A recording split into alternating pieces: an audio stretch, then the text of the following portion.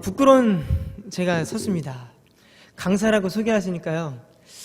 한 10년, 20년 후나 제가 강사가 될지 모르겠는데 지금 먼저 강사라고 하시니까 좀 부끄럽고 이렇게 또 헌신 예배 때 말씀을 전하게 돼서 우리 하나님께 감사드리고 또 목사님, 당회, 또 여기 모든 성도님께 너무나 감사를 드립니다. 부족하지만 이 시간 말씀을 준비했는데요. 서로 나눌 때 찬양은 하나님께 어떻게 드려야 되는가, 그 자세, 또 우리가 진정으로 찬양을 드리는 것이 어떤 것인가, 또 그 능력이 어떤 것인가 서로 나누기를 주님의 이름으로 소망합니다. 하나님께서 사람에게 주신 특별한 재능이 있습니다. 근데 그 특별한 재능 중에 제가 생각할 때는 거의 제일 특별한 재능이 음악을 할 수 있다는 것이 하나님께서 주신 가장 고귀하고 아름다운 재능이라 생각합니다. 요즘 저는 부쩍 클래식을 많이 듣습니다. 바흐의 무반주 첼로 음악도 듣고요. 제가 좋아하는 악기 오보에나 플루트 같은 이런 음악도 참 많이 듣습니다. 아니면 여러 악기가 어우러져 아름다운 화음과 또 웅장한 소리를 내는 이런 교향곡도 가끔 듣습니다. 근데 이런 분이 있겠죠. 와, 요한 목사님 클래식을 좋아해? 어울리지 않는 것 같은데? 라고 생각하시는 분도 있을지도 모릅니다. 그렇지만 인정하시건 인정하지 않으시건 저는 클래식을 좋아합니다. 그런데 요즘 부쩍 음악을 많이 들으면서 계속해서 머리에 맴도는 생각들이 있습니다. 그 생각들이 무엇이냐면 사람은 하나님의 창조물이다라는 확신이 생기는 것입니다. 이전에도 말씀을 통해서 확신을 가지고 있지만 음악을 들으면서 연주하는 많은 사람들을 보면서 찬양하는 사람들을 보면서 이것이 정말 하나님께서 음악을 특별한 재능으로 주신 귀한 하나님의 피조물이구나 라는 생각들을 자주 하게 됩니다. 가장 최고의 창조물은 바로 사람입니다. 여러분들입니다. 믿으십니까? 어떤 창조물들이 이렇게 할 수 있겠습니까? 섬세한 소리를 듣기도 하고 아니면 온갖 악기를 만들죠. 그리고 그 악기를 응용해서 더 좋은 소리를 내는 악기를 또 만듭니다.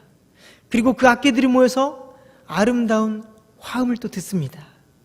그리고 최상의 소리를 더 만들기 위해서 끊임없이 노력하는 모습은 하나님의 형상을 닮은 사람들만이 할 수 있는 것입니다. 신적인 어떤 존재에 대해서 우리는 갈망합니다. 그리고 그 신적인 존재에 대해서 우리는 우리가 가지고 있는 재능으로, 악기로, 찬양으로 우리 하나님을 높입니다.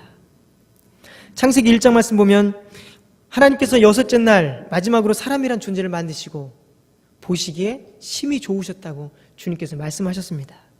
하나님의 창조물 가운데 단연 으뜸은 누구라고요? 바로 여러분들입니다. 그렇다면 하나님께서 창조물들 가운데 단연 으뜸인 사람들을 만드신 이유가 무엇일까요? 이사야 43장 21절 말씀 보면 이 백성은 내가 나를 위하여 지었나니 나를 찬송하게 하려 함이니라 라고 말씀합니다. 나를 찬송하게, 바로 하나님을 찬송하게 하기 위해서 여러분들과 저를 만드셨습니다. 하나님께서 여러분들을 창세전에 선택하시고 결과적으로 지으신 목적은 하나님을 찬양하기 위해서입니다. 찬송을 많이 하는 것은 정말 하나님께서 원하시는 것입니다. 그렇게 여러분들을 창조하셨기 때문이죠. 입으로 소리내서 찬양하고 그 찬양에 맞춰서 손과 발짓으로 온몸을 다해서 주님을 찬양하고 악기를 동원해서 찬양하고 마치 찬양하도록 맞춤 설계가 되어 있는 것처럼 악기를 연주하는 모습, 율동하는 모습 얼마나 아름다운지 모릅니다. 기쁨의 얼굴의 표정, 손가락 마디마디를 사용해서 그 동작 하나하나 움직이는 것이 얼마나 오묘하고 신비로운지 모릅니다. 하나님을 찬양하는 것이 이같이 여러분과 제가 살아가는 목적이라면 찬양하며 살아가는 것은 지극히 당연하고 옳은 행실입니다. 제품 개발자가 어떤 제품을 개발하기 위해서 많은 시간과 많은 돈을 들였습니다. 그리고 그 제품을 개발하는 이유는 정확히 필요한 곳에 사용하기 위해서 만들어지는 거죠. 그러나 제작된 제품이 용도에 빗나간다면 아무런 사용에 쓸모가 없습니다. 그냥 몇 푼에 팔리거나 아니면 고물로 창고에 처박힐 수밖에 없습니다. 하나님은 여기 계신 여러분들에게 말씀하십니다. 이 백성은 내가 나를 위하여 지었나니 나를 찬송하게 하려 함이니라. 자, 우리 다 같이 한번 해보시겠습니다. 우리 본인의 이름을 넣으시고 여러분들의 개인의 이름을 넣으시고 요한이는 하나님을 위하여 지었나니 시작. 하나님을 위하여 지었나니 하나님을 찬송하게 하려 함이니라. 옆에 계신 분도 한번 해보세요. 이름 아시죠? 성 아시죠? 시작. 요한이는 하나님을 위하여 지었나니 하나님을 찬송하게 하려 함이니라. 아멘. 여러분 한 분 한 분은 하나님을 위해서 찬송하도록 지으심을 받았습니다. 믿으십니까? 하나님을 찬송하는 것이 그렇기 때문에 상황에 따라서 때로는 해야 하고 때로는 하지 말아야 하는 이런 조건부가 아닙니다. 바울이 매를 받고 옥에 갇힌 그 상황 속에서도 그가 했던 것은 찬양과 기도였습니다. 바울이 찬양하는 소리를 듣고 다른 옥에 갇힌 사람들이 어떻게 생각했을까요? 옥에 갇힌 주제에 노래를 하고 있어? 저 사람 어떻게 된 거 아니야? 라고 생각했을지도 모릅니다. 하나님을 찬송할 수 있는 사람은 하나님과 관계 속에 있는 사람들만이 우리의 하나님을 찬양할 수 있습니다. 하나님과 관계된 사람들만이 할 수 있는 바로 특권입니다. 그래서 여러분들과 제가 주일만이 아니라 평일에도 모든 날 동안에 우리 주님을 찬양하지 않습니까? 세상과 구별된 하나님의 거룩한 물이라 칭하는 그리스도인들, 하나님의 은혜를 경험한 자들이 하나님을 찬양할 수 있습니다. 하나님을 경외하고자 하는 자들, 간절히 하나님을 찾고자 하는 자들이 우리의 하나님을 찬양할 수 있습니다. 목소리가 좋고 성량이 좋고 음악에 대해서 많이 알고 이런 사람들만이 찬양할 수 있는 자격이 주어진 것이 아닙니다. 비록 음치라고 하더라도 노래를 잘 부르지 못할지라도 하나님의 자녀는 하나님을 찬양할 수 있는 특권이 있습니다. 여러분들 중 하나님의 은혜를 받지 않은 사람들은 없죠. 그분의 공로를 힘입지 않으신 분들은 없습니다. 그분의 보호 아래, 그분의 인도하심 아래 있지 않은 분도 없습니다. 시편 104편을 보면 모든 만물이 하나님의 은혜로 살아가는 것을 우리는 볼 수가 있습니다. 모든 자연의 질서들이 하나님의 명령에 따라서 순종함으로 그를 통한 우리를 향한 하나님의 사랑을 보이십니다. 9절 말씀 보면 주께서 물의 경계를 정하여 넘치지 못하게 하시며 다시 돌아와 땅을 덮지 못하게 하셨나이다. 13절 말씀 보면 그가 그의 누각에서부터 산에 물을 부어주시니 주께서 하시는 일의 결실이 땅을 만족시켜 주시는도다. 15절 말씀 보면 사람의 마음을 기쁘게 하는 포도주와 사람의 얼굴을 윤택해 하는 기름과 사람의 마음을 힘있게 하는 양식을 주셨도다. 하나님의 은혜를 여러분들과 제가 누리고 있습니다. 시편 기자는 하나님께서 만드신 창조 세계를 보며 하나님의 전능하심을, 하나님의 지혜를 찬양하고 있습니다. 그분의 사랑으로 만물을 보살핌을 찬양하고 있습니다. 찬양시의 백미라고 하는 이 104편만 해도, 이 말씀만 묵상해도 우리는 평생토록 우리 하나님께서 주신 은혜를 묵상하며 찬양할 수 있습니다. 비단 104편뿐만이겠습니까? 시편 이외에도 여러분들과 제가 살아가는 모든 순간 속에서도 감사할 일이 너무나 많습니다. 생각지 못하고 지나쳐버린 하나님의 사랑과 하나님의 보살핌 가운데 있는 것을 여러분들은 경험하시지 않았습니까? 이런 하나님의 은혜를 생각하면 오늘 본문 33절 말씀, 내가 평생토록 여호와께 노래하며 내가 살아있는 동안 내 하나님을 찬양하리로다 라는 고백이 절로 나오게 됩니다. 여기서 잠시 우리가 33절의 말씀을 보면 내가 평생토록 여호와께 노래하며, 그리고 또 반복적으로 내가 살아있는 동안 내 하나님을 찬양하리로다 라고 말씀하고 있습니다. 시편 기자는 하나님을 찬양하겠다고 반복적으로 강조하고 있는 것을 볼 수가 있습니다. 근데 원어를 보면 조금의 차이가 있는 것을 우리는 알게 되는데요.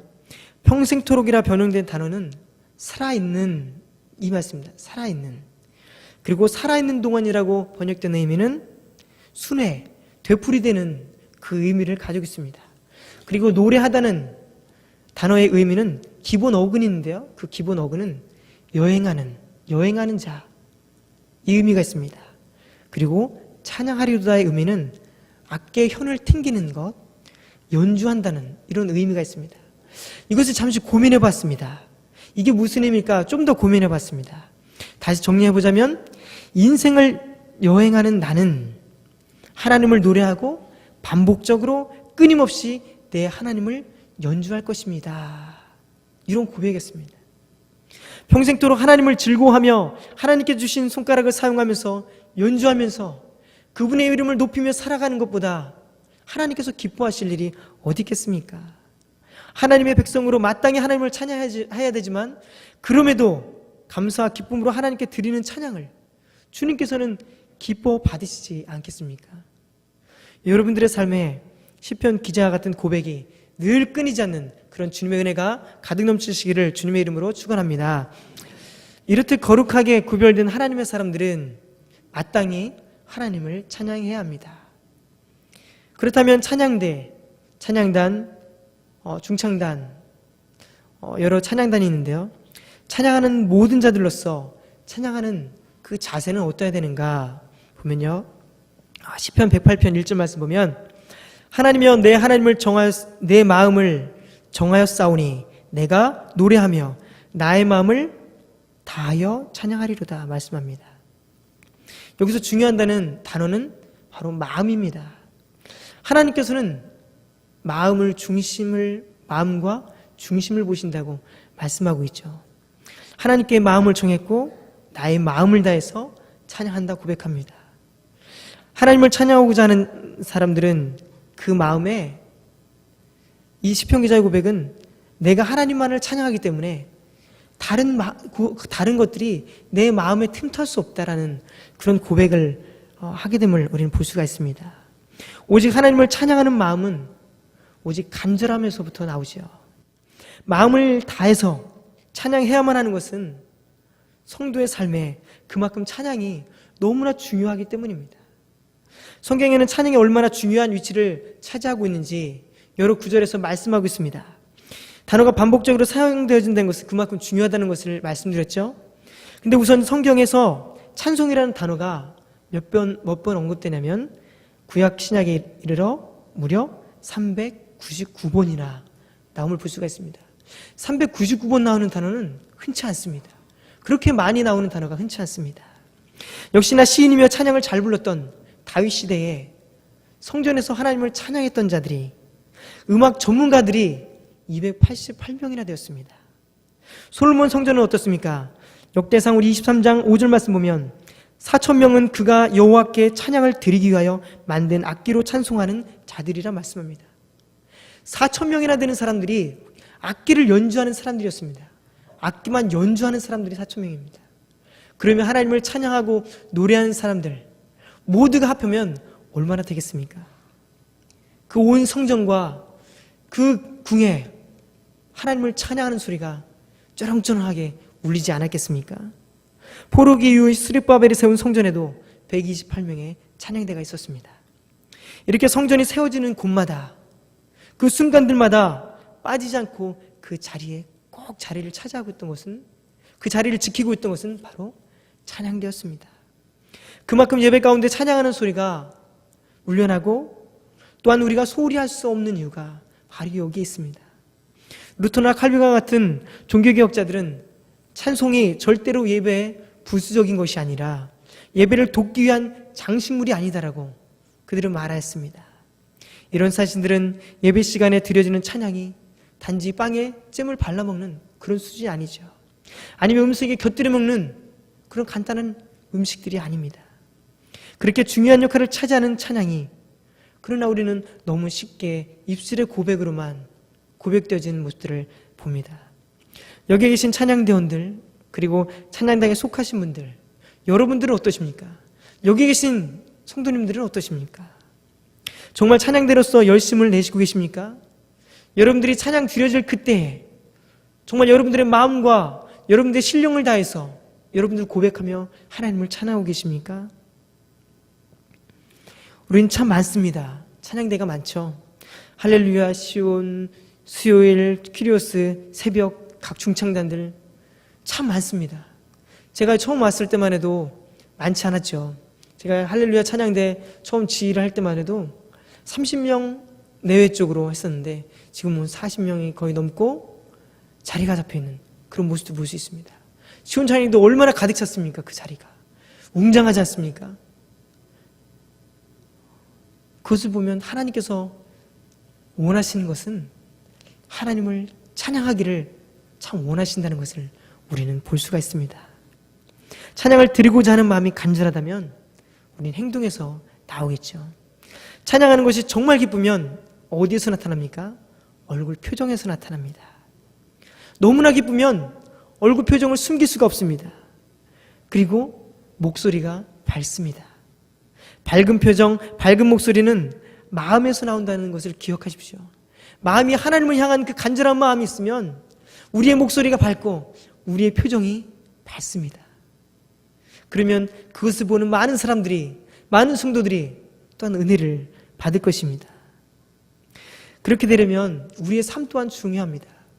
주일만 와서 찬양하는 것이 아니라 우리의 살아가는 모든 날들 속에서 기쁨과 감사가 있어야 되고 또한 찬양이 끊이지 않아야 됩니다. 한 주간 동안에 계속 우리가 가진 입술로 계속해서 세상적인, 세속적인 말들과 섞여서 살아가다가 주일에 와서 우리가 찬양대로 쓰고 찬양단으로 쓴다면 하나님께서 주신 은혜가 있겠습니까? 나부터 은혜 받지 못하고 나부터 하나님의 깊은 교제가 없는데 어떻게 많은 사람들에게 은혜를 끼치고 하나님께 영광을 돌리겠습니까? 6일간에도 경건의 모습을 유지하고 주일에도 그 삶 위해서 하나님께 온전히 드린다면 그것이야말로 우리 하나님께서 기뻐 받으실 만한 귀한 찬양을 늘 믿습니다. 여러분들이 그렇게 되시기를 주님의 이름으로 소망합니다. 좀 전에 제가 클래식을 좋아한다고 이야기했습니다. 그래서 스마트폰에도 클래식 앱을 깔았습니다. 그래서 KBS에서 무료로 제공하는 음악 앱이 있습니다. 그것을 깔면 1000곡 정도 되는 그 음악을 마음대로 들을 수 있습니다. 그래서 저는 자주 틀어놓습니다. 그런데 스마트폰에 있는 그 스피커는 사실 성능이 그렇게 좋지 못합니다. 그래서 그 음악을 듣다 보면 가끔 답답할 때도 있습니다. 제 소리를 듣지 못하기 때문이죠. 그래서 마음을 먹고 조금 더 깊은 소리를 들어봐야 되겠다. 조금 더 웅장하고 밝은 소리, 그 선율 하나를 한번 들어봐야 되겠다라는 생각 가지고 인터넷을 뒤지면서 검색하면서 헤드폰 하나를 장만하려 했습니다. 그래서 헤드폰을 성능도 검색해보고 장점이 무엇인지 단점이 무엇인지 하나하나를 검색해보았습니다. 그 사람들의 평가도 들어보았습니다. 결국 저는 그 헤드폰을 사고 말았습니다. 그 아내에게 제 헤드폰을 샀다고 이야기했습니다. 근데 그렇게 비싸진 않은 건데 포인트 값이 반입니다. 그래서 제가 샀거든요. 근데 그 얘기를 아내에게 하니까 처음에는 그걸 왜 샀냐라는 그런 반응에서 제가 그래도 음악을 좋아하니까 그래 같이 듣자라는 이야기를 했습니다. 그래서 마음에 얘기도 상해도 안 하고 한 것이 잘못했구나 이런 마음이 있었지만 그럼에도 음악을 들으면서 이제 조금씩 사기를 잘했다라는 생각이 들었습니다. 그래서 택배가 왔습니다. 택배 가서 포장을 뜯고 헤드폰에 전원을 끼고 잭을 끼고 스마트폰에 잭을 꼈습니다. 그리고 귀에 헤드폰을 꼈습니다. 그리고 스마트폰을 켰습니다. 얼마나 긴장되신지 아십니까? 여러분들 그 느낌 아십니까? 듣는 바로 그 순간 긴장되죠? 그 순간 바로 신세계를 만나는 것 같았습니다.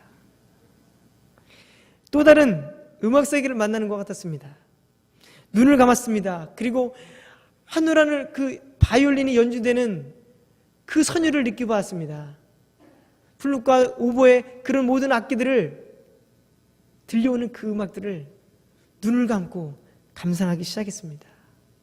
청소하면서도 핸드폰을 끼고 하니까 아내는 막 소리가 안 들리니까 답답해서 이거 시켜야 되는데 답답해서 헤드폰 좀 빼!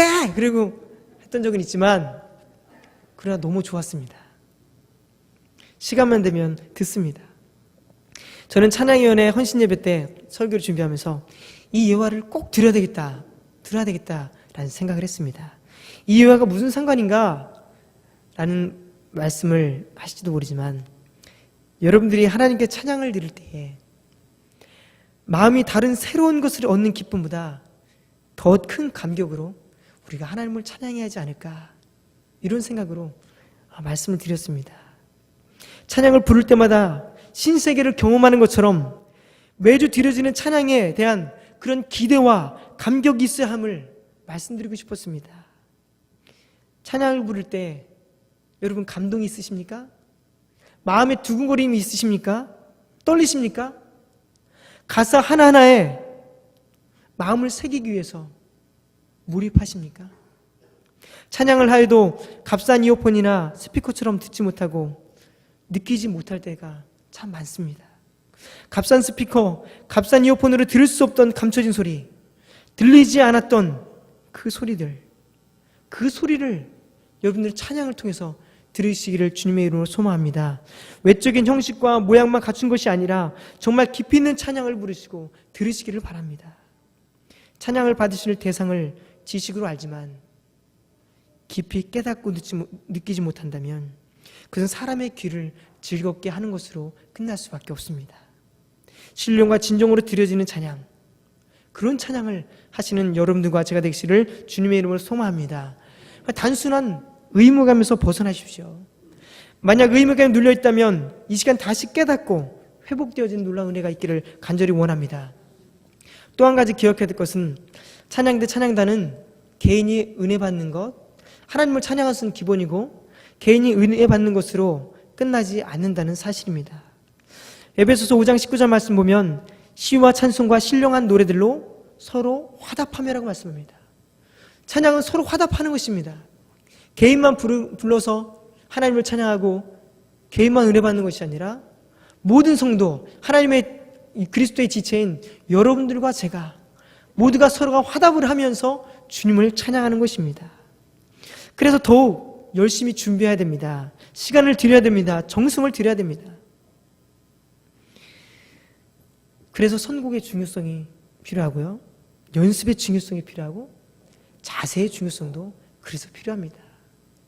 개인이면 아무렇게나 불러도 되죠. 느낌대로 부르면 됩니다.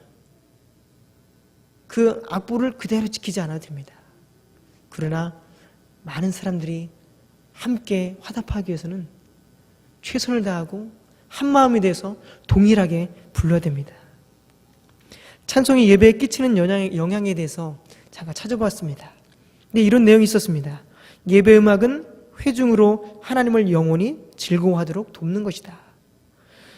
예배 음악의 훌륭한 소리와 말은 예배자가 영적 세계로 들어가도록 돕는다. 이런 내용이 있었습니다. 하나님을 찬양하는 것만이 아닙니다. 여러분들과 함께 예배드린 지체들이 진정한 예배를 드릴 수 있도록 돕는 것입니다. 예전에 목사님께서 일부 예배 때 찬양을 드리시면서 한번 많이 우신 적이 있습니다. 그때 할렐루야 찬양인데 제가 지휘할 때인데요. 이건 제 자랑이 아니라 모두 하나님의 은혜입니다. 그런데 그때 고난주간이었고 제가 정말 좋아하고 제가 정말 아끼는 찬양인데 그 찬양이 너무 하고 싶어서 그때 주간마다 짧은 메들리인데요. 세 곡씩 했습니다. 근데 저부터 사실 그 찬양의 은혜를 많이 받거든요. 그래서 그 찬양을 하면서 우리 찬양대도 할렐루야 찬양대도 알겠지만 너무 좋습니다. 너무 좋습니다. 그 찬양을 하면서 너무 좋다고 얼마나 많이 했는지 몰라요. 근데 그 찬양을 들으시면서 목사님이 막 많이 눈물을 흘리셨어요. 그러면서 하시는 말씀이 있었습니다. 오늘 말씀을 전하지 않아도 좋을 것 같습니다. 이런 말씀을 하셨어요. 진짜 말씀을 전하지 말아야 된다는 의미가 아니죠. 제가 그 순간 또 느꼈던 것이 무엇이냐면 정말 예배자로서의 찬양대로서 찬양단으로서의 그 자리가 얼마나 중요한지 다시금 새삼 깨닫게 됐습니다. 설교하는 자에게 영적인 힘을 북돋아주고 예배를 드리기 위해서 준비하는 모든 자들에게 진정으로 하나님만 바라볼 수 있도록 하게 만드는 힘이 있다는 것을 다시 한번 깨달았습니다. 여러분들 그런 마음 가지고 하셔야 됩니다. 여기 찬양대 하시는 분들 찬양대 하신 분들, 아니면 여기 계신 모든 분들 그런 마음 가지고 하셔야 됩니다. 내가 정말 이 찬양이 너무 좋아서, 너무 모르는 곡이지만 반복적으로 연습하면서 정말 내 것으로 만들어서 그 찬양 가사 가운데 내가 먼저 은혜 받고, 내가 먼저 깨닫고, 내가 하나님 앞에 먼저 나아가야지만이 성도들에게, 많은 사람들에게 은혜를 끼칠 수 있는 것입니다. 여러분들 그렇게 하십시오. 지금까지 그냥 의무감으로 앉았던 분이 계셨더라면 다시 돌이키시고 하나님 앞에서 그런 모습으로 나아가기를 주님의 이름으로 소망합니다. 그것뿐이겠습니까? 찬양은 마음의 상처를 가지고 온 사람들의 상처를, 마음을 치료해주는 능력도 있습니다. 마음의 평안을 많이 얻죠. 두려움도 사라지게 하거나 자신의 삶을 돌이키고 다시금 하나님 앞으로 인도하는 이런 능력도 있습니다. 사무엘상 16장 23절 말씀 보면, 하나님께서 부르신 악령이 사울에게 이를 때에 다윗이 수금을 들고 와서 손으로 탄즉 사울이 상쾌하여 났고 악령이 그에게서 떠나니라 라고 말씀하고 있죠. 치유와 회복의 역사도 나타납니다. 이것이 바로 찬송의 능력입니다. 찬양대는 있어도 없어도 되는 자리가 아닙니다. 예전에도 알고 계시겠지만 다시금 이 시간 말씀을 통해 많이 깨달으실 줄 믿습니다. 예배 시간 가운데 특별히 드려지는 찬양대원의 어깨가 점점 무거워짐을 여러분들이 느끼셨을지 모릅니다. 그렇게 느끼셔야 합니다. 책임감을 더 느끼셔야 합니다. 그래서 더 신중하고 소중히 여겨서 여러분들에게 주어진 그 자리를 최선을 다해서 감당할 때 정말 주님께서 기뻐하실 만한 그런 찬양대, 찬양단, 모든 대원들이 되기를 주님으로 소망합니다. 이제 말씀 마무리를 하려고 합니다. 몇백 년이 지난 아름다운 음악들이 지금도 많은 사람들에게 연주되고 불려지고 있습니다. 그것은 위대한 인류의 유산입니다. 그리고 앞으로도 그런 아름다운 음악들이 계속해서 많은 사람들에게 연주되어질 것입니다. 그러나 아무리 세상의 많은 사람들에게 사랑받는다고 할지라도 하나님을 찬양하는 것과 비교할 수 없습니다. 아무리 선율이 아름다운 곡이라고 할지라도 선택받은 사람들, 하나님께 구별된, 세상과 구별된 사람들이 찬양하는 그 찬양은 정말 가장 세상에서 아름다운 노래일 것입니다. 오늘 이 자리에서 모두가 한 마음이 돼서 한 입으로 영광스러운 주님을 찬양하는 귀한 시간은 없습니다. 이 시간보다 귀한 시간은 없습니다. 하나님을 찬양할 수 있는 특권이 여러분들에게 주어졌습니다. 그 귀중한 특권을 늘 생각하면서 맡겨진 일에 주어진 일을 늘 감당하고 삶의 날마다 찬양이 넘쳐나는 그런 찬양위원회 모든 회원들과 여기 계신 모든 충신교회 성도님 되시기를 주님의 이름으로 축원합니다.